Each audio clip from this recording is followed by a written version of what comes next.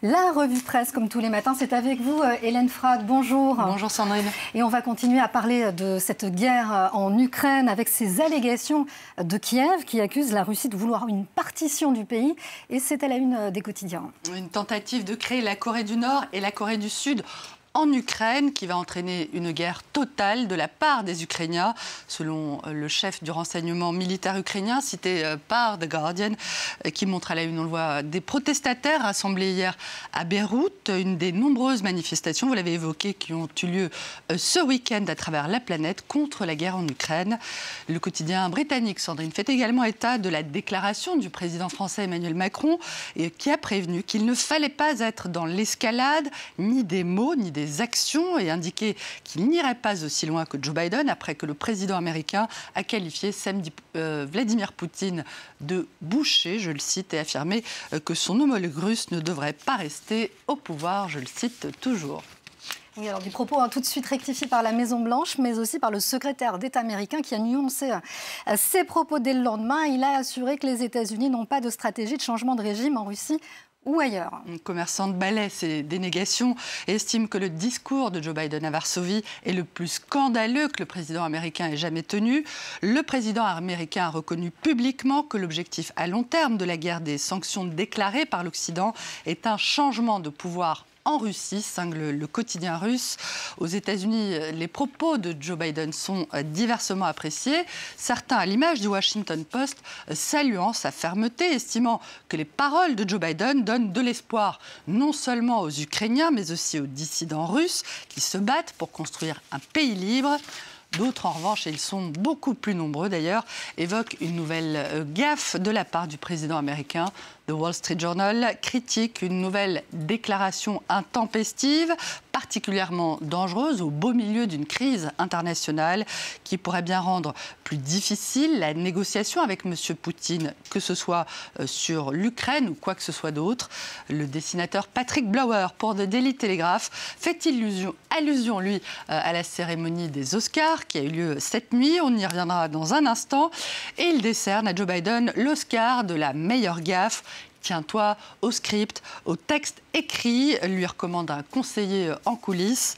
La cérémonie des Oscars, à laquelle participe également Vladimir Poutine, sélectionné pour ses prestations dans plusieurs films qui étaient nominés cette nuit, Don't Look Up, Flee, The Power of the Dog. Pour l'anecdote, Sandrine, sachez qu'aucun de ces 4 films n'a été récompensé cette nuit. On va s'intéresser maintenant à l'actualité en France, avec J-13 avant la présidentielle et la campagne officielle qui débute officiellement aujourd'hui. Un meeting géant, dernière proposition, ultime manœuvre. Plus que 13 jours donc avant le premier tour.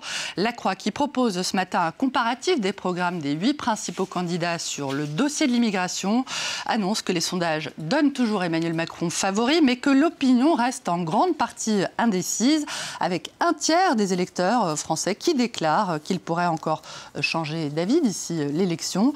Abstention maximale, mobilisation générale. Libération revient sur les grands meetings de ce week-end, des grands-messes pour mobiliser les troupes et surtout tenter d'endiguer l'abstention attendue autour de 30%, un niveau que Libé attribue à une perte de confiance dans les politiques, à l'absence d'intérêt pour le fonctionnement des institutions, mais aussi au sentiment d'une élection jouée d'avance. Cela fait 5 ans que l'on nous répète que le second tour sera un remake, une réédition de 2017.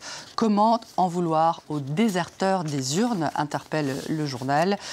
Présenté, on le sait, un temps comme capable de bousculer Marine Le Pen à l'extrême droite, le candidat de Reconquête, Éric Zemmour, semble désormais en difficulté. L'opinion évoque une multiplication d'erreurs politiques et de coups mal maîtrisés qui seraient en train de plomber sa campagne. D'où le dessin de Caquin qu'il montre auprès d'un soldat russe en Ukraine. Le soldat est en train de peindre la lettre Z sur un char et le candidat lui demande de choisir un autre symbole. Éric Zemmour, Sandrine, qui a été très critiqué ce week-end par ses adversaires pour avoir laissé scander des Macron assassins lors de son meeting au Trocadéro. Oui, il lui dit qu'il ne l'a pas entendu. Hélène, je crois que vous vouliez nous reparler un petit peu de ces Oscars. Ouais, impossible de vous dire à tout à l'heure sans mentionner la scène la plus surréaliste de ces Oscars. L'acteur Will Smith, oh my God, a giflé le comique Chris Rock et qui venait de faire une blague sur la coiffure de sa femme, l'actrice Jada Pinkett Smith, qui souffre d'alopécie. C'est une perte des cheveux. L'affaire est partout sur les réseaux sociaux et dans la presse qui rapporte que Will Smith s'est ensuite excusé en larmes. L'amour vous fait faire des choses folles, c'est justifié l'acteur. Voilà, c'est pas gentil de se moquer. Voilà, c'était la revue de presse. Merci beaucoup Hélène Frade. On se retrouve